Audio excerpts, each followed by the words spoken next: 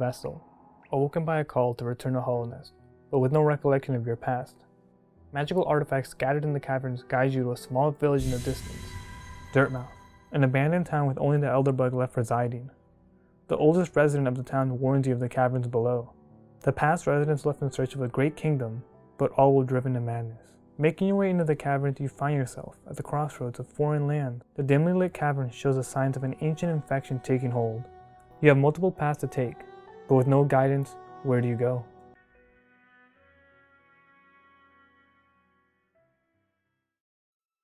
Hollow Knight does a great job of giving the player choice right from the beginning. It throws you in without any hand-holding and lets you have free reign.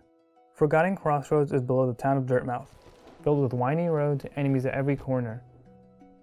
The player isn't given a map or direction to go in, but blindly walking around will eventually lead you to Cornifer. Cornifer is a goofy cartographer who sells rough, and I mean rough, maps of each new area you arrive in.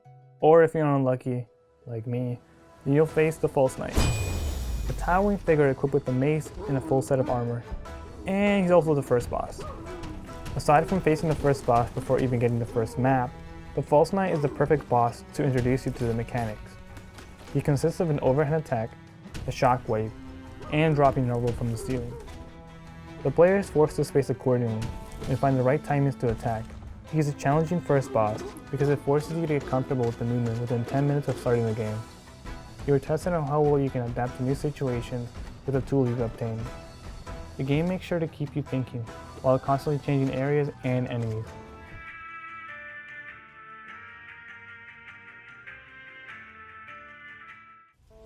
There are 15 areas in the game. We have Dirtmouth, Forgotten Crossroads, Green Path, Howling Cliffs, Queen's Garden, Fog Canyon, Bungle Waste, Crystal Peak, Deep Nest, City of Tears, Royal Waterways, Ancient Basin, Resting Grounds, Kingdom's Edge, and The Hive. Each area holds a history tying them into the collapse of Hallownest. Traveling through shows the effects of the infection and how each society tried to combat it. Green Path is a lush green cavern with traces to a fallen society. The beautiful depths are made up of mossy valleys and broad lakes of acid. The Lake of Moon is the heart of this land, protected by the Moskin tribe. Struggling to defend against the infection, you arrive to a land engulfed with madness. Hallownest has multiple shades to it, and it's made clear once you open up the map. Each line makes sure to distinguish itself from the last. There are so many subtleties that can be drawn from the environment alone. Each area has something to offer and contribute toward the massive world to explore. I was fascinated by the sheer amount of world building done through visuals alone. The 2D art style is gorgeous. There were several points throughout my playthrough where I stepped back and took a moment to just admire Hallownest.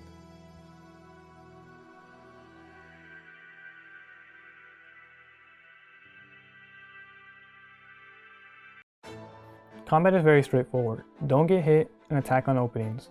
The fluidity of movement deepens the combat, allowing for multiple options to be taken against bosses. The idea of constantly moving lets the player make reactionary decisions. Bosses test your patience and mastery over the game's mechanics. Hornet is a recurring boss that gave me issues in my first encounter. You face her early in the game with no upgrades and just your nail. She is a change of pace from the False Knight and is quicker in every sense. You then encounter her later in the game, where this time she's gained new moves. This time around, I had a stronger grasp on the options I had to move. Hornet is a satisfying boss to face because she tests how well you can apply what you've learned to combat. Now, that's not to say all the enemies are fun to fight.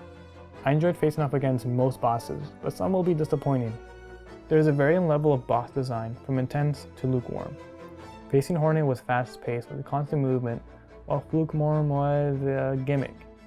Many of the earlier bosses are extremely simple, but I'd give them a pass. They're meant to teach you the mechanics, so I don't fault those. Others feel very aesthetically pleasing to look at, but not to play. Overall, I enjoyed facing the different bosses, since they all had something unique going for them. Enemies, on the other hand, are designed extremely well. They all have their unique gimmick, but don't become annoying since you won't stay in an area for too long. Enemies start out simple, but progressively become more interesting with changing gimmicks.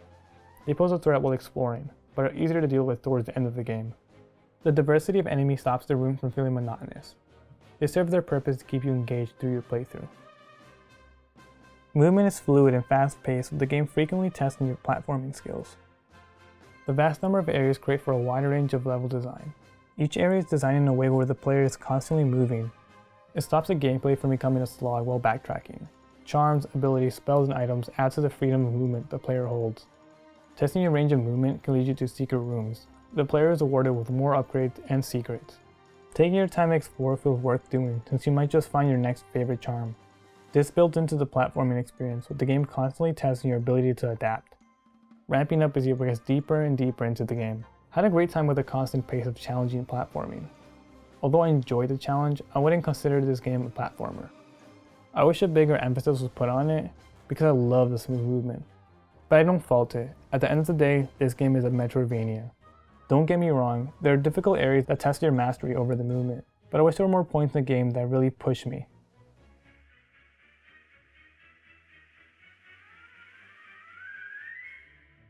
As I've alluded to before, Hollow Knight creates this world around exploration. You are rewarded for taking your time in areas and thoroughly exploring. There is so much to find hidden in the world. Charms that give bonuses to the knight, abilities to traverse Hollow Nest, nail arts to expand your combat, and other collectibles. Going off on a small tangent, let me talk about the upgrades you can find. The game slowly introduces charms, spells, and abilities early on. Charms are equipables that give the knight different bonuses, from higher attack speed, longer invincibility frames, to pets. With a total of 45 charms, the player is given the choice to create builds as they please. It forces the player to experiment with different charms to tackle tough areas or bosses. Spells are magical abilities that add to the offensive options the player can take. They range from blasts of energy, to bursts of energy, to dives of energy. Abilities are upgrades that are geared towards helping you reach new areas. From wall jumping to super dashing, they serve as gateways to progress in the world. They also expand your movement in combat.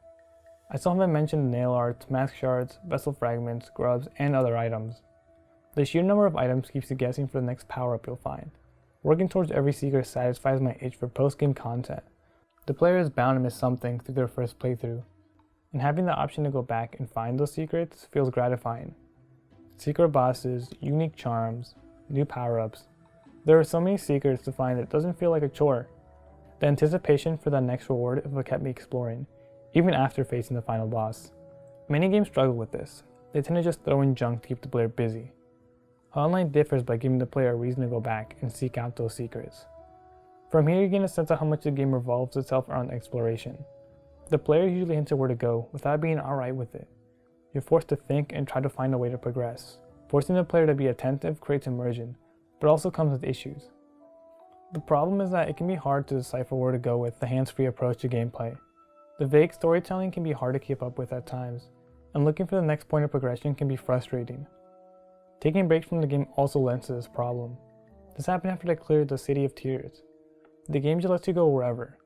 With the option to go to any of the surrounding areas, it feels overwhelming. The problem is that certain areas can't be fully accessed without the right upgrades. It isn't made clear where the player should be going next. Maybe this was intended, but it left me stumped for a while. Many pathways to progress are very cryptic and can be easily missed.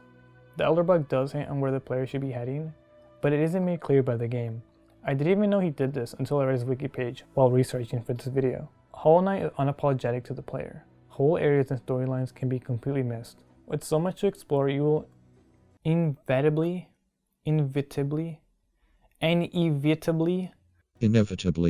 something and never know about it. The upside to this is that the player is pressured to take their time and fully explore.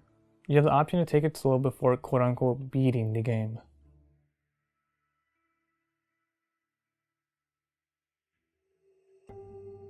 With over 150 enemies in Hollow Knight, the amount of detail given to enemies is insane. Upon killing an enemy, you gain a brief description of their nature. I enjoyed filling up the journal and reading about each enemy. These entries can also give tips on how to face them, giving you more of incentives to complete the journal. It's a way to give information on the story and subtly immerse you further. Even the most generic enemy bugs have lore that further expand on the story. It's the little things like this that makes exploring Hollow Knight worth it. I cannot overstate how much I love the characters in this game.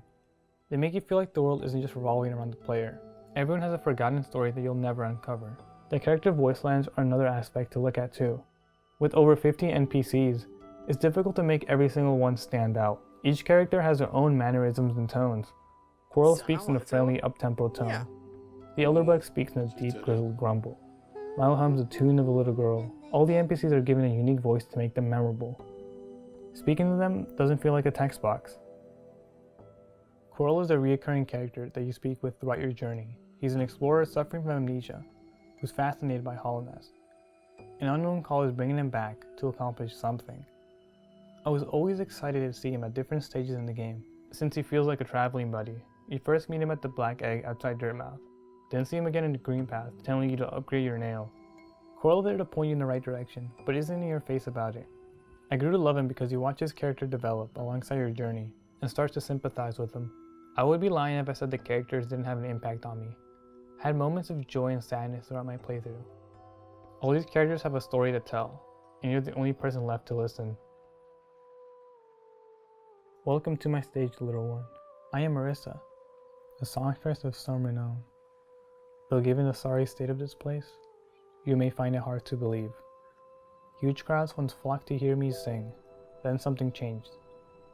The audience, once so enramped, began to leave.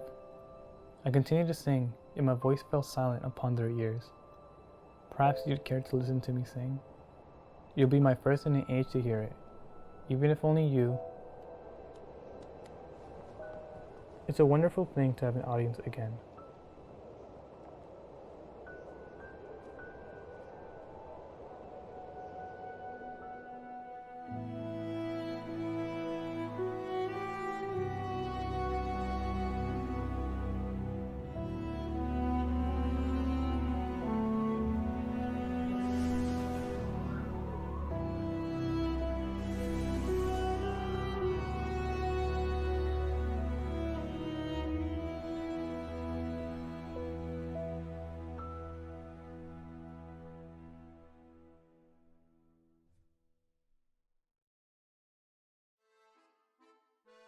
The soundtrack is an integral part to immersing you into Hallownest.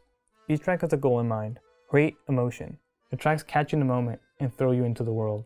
The tracks have a wide range of emotions, from uplifting to sorrow. They do a great job of distinguishing how it wants you to feel while not coming off as cheesy. Tracks feel integrated into the area, and not just thrown in for the sake of, we need sad music here. They elevate moments that would originally feel empty without. Green Path holds an air of adventure. There's a mystery surrounding Fog Canyon. There's a constant loom of dread around the City of Tears. I go on forever. Each track builds upon the existing world to really capture you. The sound effects are the other side of sound design that many neglect. They give the player more impact to what they are doing and give the player information. Every action has a distinguishable sound to it. Taking a strong hit immediately alerts the player with a strong thud. A high-pitched clash of blades signifies a parry. Blasting a vengeful spirit holds strength behind it. Your actions are more impactful with the aid of sound effects.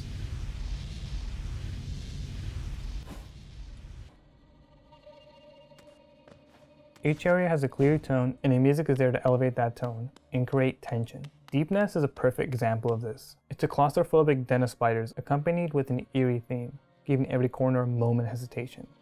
This place terrified me. The gross atmosphere had me booking it through the rooms. Everything from the distorted theme to the roaming spiders. I'm not terrified of bugs, but this area terrified me. I had goosebumps throughout the whole area. To put it shortly, I wasn't having a great time. Having this creepy ass ambience playing along these fucked bugs freaked me the fuck out. This is my least favorite area in the game, not because of its poor design, but of how uneasy it makes me feel. It perfectly captures the sense of dread and disgust that Deepnest holds.